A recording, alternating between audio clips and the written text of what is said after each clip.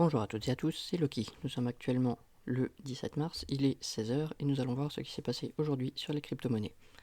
Comme vous pouvez le voir, je n'ai actuellement plus le gros logo en plein milieu de l'écran, je suis passé sur la version premium du logiciel pour enregistrer, donc les vidéos devraient être tout simplement un petit peu plus visibles à l'avenir. Au niveau du marché, donc c'est plutôt stable, on est toujours dans une période de flottement, il ne s'est pas passé grand chose. Par contre, sur les petites altes, on a, enfin pas toujours petites, quand on parle par exemple de ADA, qui est repassé 3ème au classement.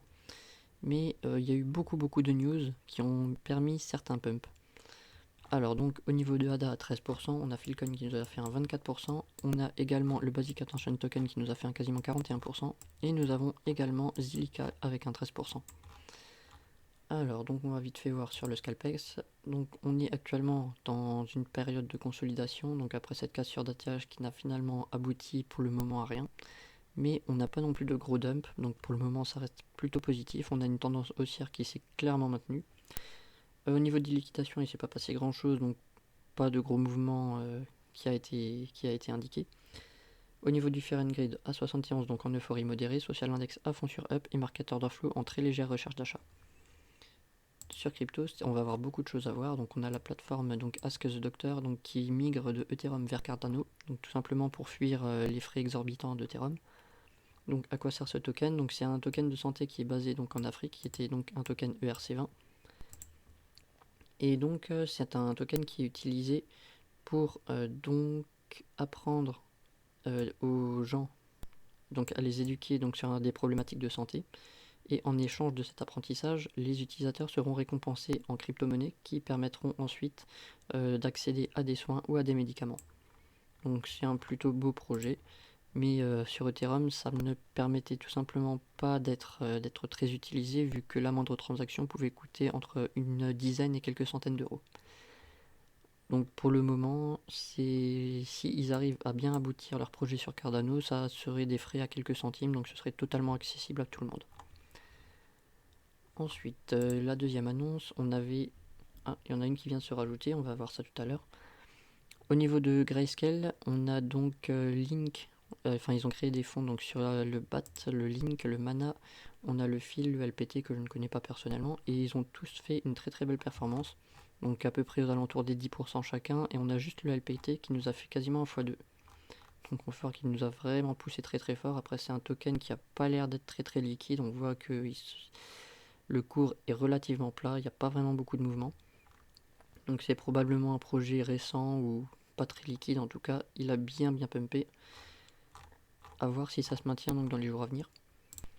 Après nous avons également donc Kraken qui envisage de s'introduire en bourse, donc au même titre que Coinbase. Il faut savoir qu'il me semble que Kraken c'était la première plateforme à avoir donc eu accès aux droits bancaires, et donc ils sont en train actuellement de rattraper leur retard donc sur l'introduction en bourse. On a Coinbase Pro qui ajoute donc ADA à son listing. Donc c'est peut-être aussi une des nouvelles qui a permis d'avoir un joli pump de 20%. Après, il n'y a pas que ça, bien évidemment.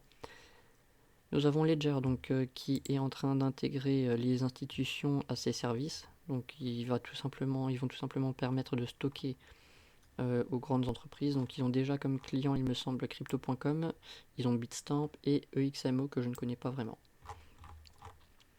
Donc si ça leur permet de générer des revenus supplémentaires, on pourrait peut-être envisager d'avoir des news plutôt intéressantes, peut-être également pour les particuliers. Au niveau de Elrond, ils sont en train d'améliorer donc leur écosystème. Donc ils sont en train de s'ouvrir à la finance décentralisée. Ils ont une intégration du Elrond donc sur la Binance Pay, donc c'est la carte bancaire, et une arrivée des NFT donc sur l'application Maillard. Donc on voit qu'actuellement vous aurez donc la possibilité d'échanger des tokens, donc de faire des swaps donc comme sur Uniswap et tous les autres swaps qu'il y a tout simplement, d'avoir des NFT, de faire du lending, d'avoir des stablecoins, d'accéder à des plateformes de lancement de projets.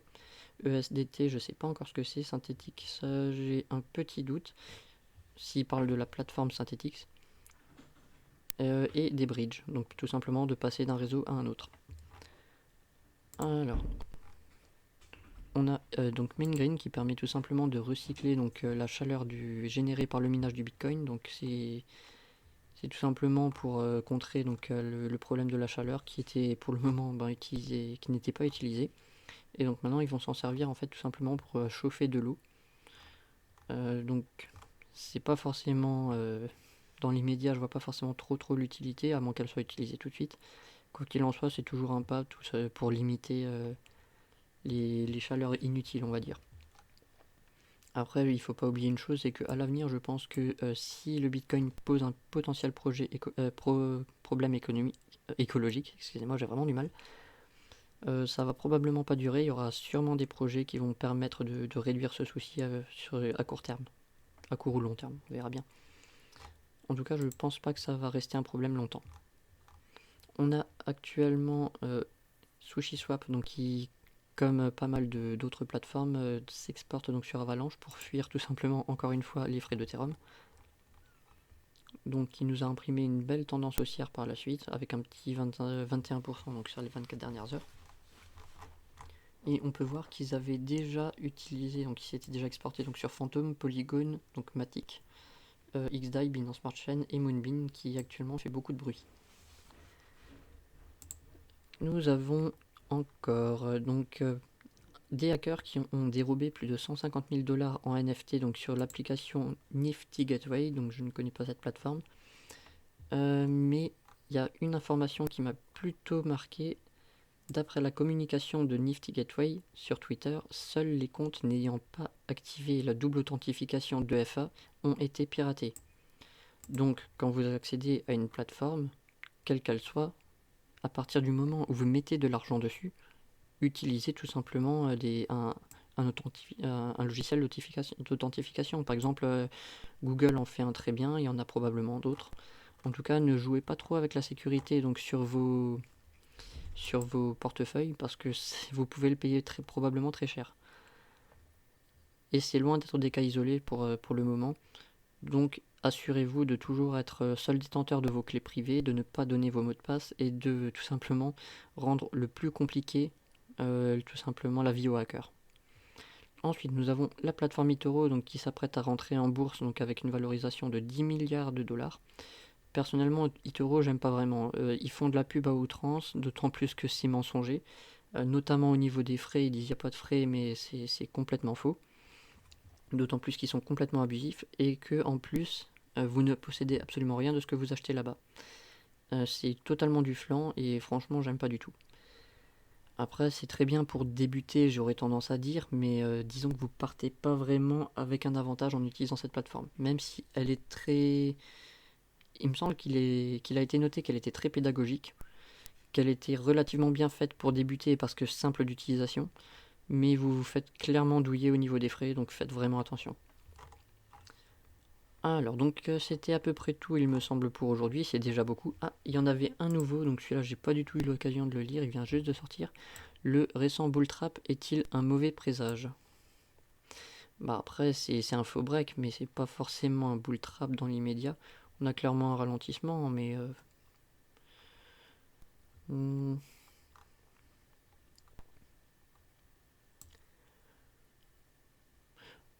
Oui, bon, en vrai, pour le moment, il n'y a pas grand-chose à en dire. On a des divergences qui ont l'air de s'installer, donc sur le Bitcoin contre l'euro en weekly et en daily. Bon, on a des divergences, mais il va falloir peut-être attendre un petit peu quelques confirmations en plus. Pour le moment, on peut pas vraiment dire que c'est un bull trap. N'empêche que ça reste quand même à surveiller.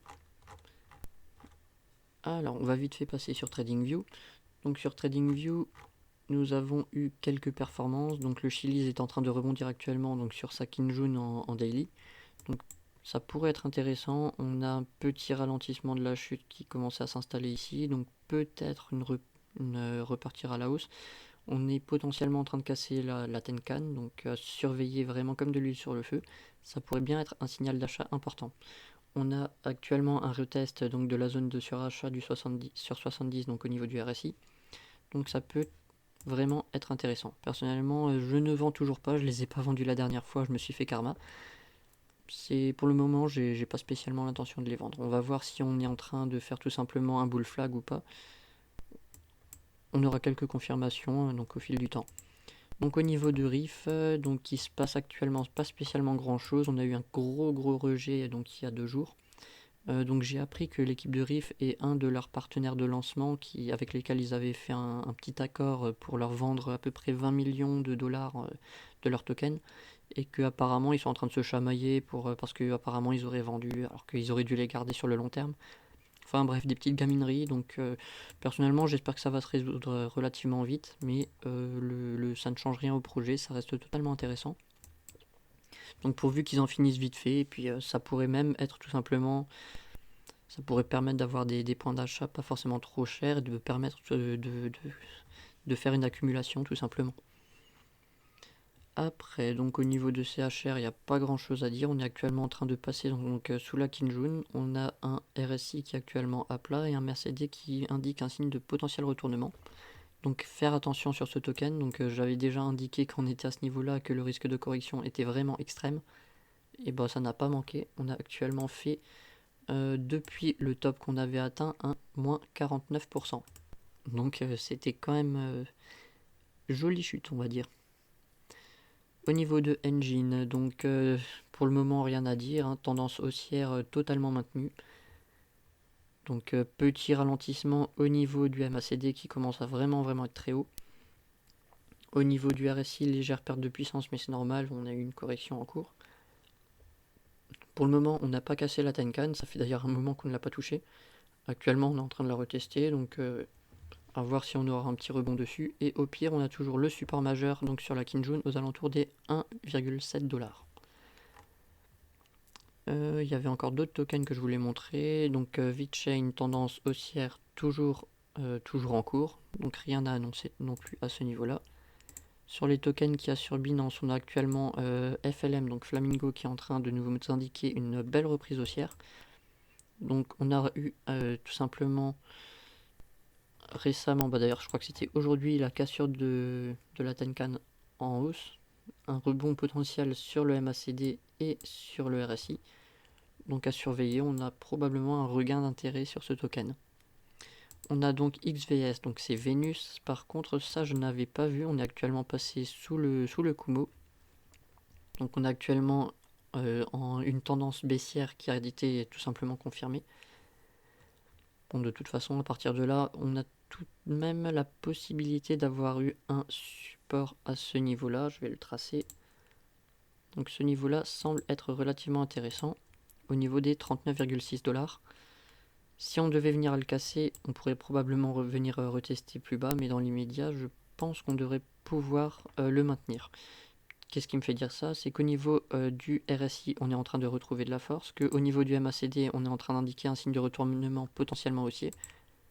Donc ça reste à surveiller. Après, on a tout de même des niveaux de résistance majeurs, donc au-dessus. Donc on a la SSB du Kumo et on a la Kinjun, donc aux alentours des 65,4$. Je pense qu'en token c'est plus ou moins tout. On a Alice qui nous fait actuellement quasiment moins 16%. On a Dego qui nous fait un moins 8,5%. Il n'y a pas beaucoup plus à en dire. Alors Alpha est en train de casser donc sa zone de résistance donc sur les 1,83$. Donc à surveiller, vraiment très belle configuration au niveau du RSI. Donc on est en train de reprendre clairement une très forte hausse. On pourrait avoir la formation d'une figure en W. Donc ce qui indique tout simplement une très forte reprise haussière. De même sur le prix. Donc là on attend juste de casser la ligne de coup. Donc ce qui est justement représenté par ce niveau de résistance. Pour le moment on a l'air de vouloir passer. À voir tout simplement si on finira la journée à 1 heure au-dessus de cette ligne ou pas. Au niveau du MACD c'est extrêmement bullish aussi. On est en train d'avoir un croisement haussier. Donc on est peut-être probablement reparti dans un cycle qui va tout simplement nous emmener vers les derniers sommets. Et si on devait retourner au nouveau sommet à partir du moment de la cassure donc de cette résistance, on pourrait envisager à peu près 42, on va dire à peu près 43% de hausse. Donc très intéressant sur Alpha. Et il me semble que c'est à peu près tout. Je vais vite fait voir sur Swissborg s'il y avait quelque chose à voir. Donc il y a Kyber et CHSB, donc Swissborg. Donc Swissborg toujours très forte tendance haussière. Donc on est actuellement en train de retester donc cette zone des 1,5$. Pour le moment, on a eu un petit rejet. Au niveau du RSI, c'est en train de se batailler sur la zone du surachat. On pourrait envisager un rejet également. Et au niveau du MACD, on a eu un petit croisement baissier, mais on est déjà en train de ralentir. Donc également à surveiller, il y a une très forte volatilité en cours, donc je pense que pour le moment il va falloir surveiller si on maintient la Kinjun, ce qui pour le moment est clairement le cas. On a tout de même une cassure de la Tenkan haussière, donc ça pourrait également être un signal d'achat. Donc à surveiller. Le principal serait déjà dans un premier temps de casser cette zone. Oups. Je me suis trompé de ligne, de tout simplement casser ce niveau donc de top qui représente actuellement un ATH, donc aux alentours des 1,5 $. Kyber, donc Kyber est actuellement aussi en train de buter donc sur un ATH, donc son sommet précédent, il est actuellement clairement en train de le tester, il est vraiment pile dessus. On voit qu'on a déjà essayé de traverser, donc pour le moment on s'est fait rejeter. Alors lui, il est dans une très très belle configuration. Bon, la Tenkan est actuellement baissière, mais on voit qu'elle est en train de repartir à la hausse avec cette belle reprise de prix, de reprise d'achat, excusez-moi. Au niveau du RSI, très bullish. Au niveau du MACD, on est en train d'avoir un beau rebond. Donc franchement, à surveiller aussi pour les jours qui suivent. Si on devait venir à casser ce niveau, on repasserait donc en zone de découverte de prix. Et en général, on sait que c'est les moments où ça pousse vraiment le plus. Bon, et bien, vite fait voir donc sur toutes les autres cryptos. Donc on a BAT qui est actuellement en train de nous faire une très très belle montée. Donc très gros rebond sur le MACD. Actuellement en zone de surachat, on est en train de tester donc les 79 sur le RSI. Pour le moment, on a une divergence baissière, donc faire attention à court terme. Tant qu'on n'a pas dépassé le niveau des 87 de RSI, on pourrait envisager un retournement. Et par contre, si on devait passer ce niveau-là, on va probablement monter beaucoup plus haut. Bon, et Zilliqa, que je voulais également voir, il me semble que je ne l'avais pas vu. Nous sommes également en train de tester un ATH, donc c'est vraiment, ça commence à être plutôt violent sur certaines altes. Donc également, RSI très favorable, MACD très favorable. On a le soutien de la Kinjun aux alentours des 13, quasiment 14 centimes. Cassure de Tenkan qui est haussière, donc pour le moment, il y a toutes les configurations qui me disent que c'est un token qui a actuellement la possibilité d'aller bien plus haut. Après, on est quand même sur une dernière résistance, donc faire attention au potentiel rejet. On n'est jamais à l'abri de rien. Mais quoi qu'il en soit, je pense qu'on a fait le tour de tous les tokens que je voulais voir aujourd'hui, peut-être même plus. Et je pense qu'on va s'arrêter là. En vous souhaitant une bonne journée. Au revoir.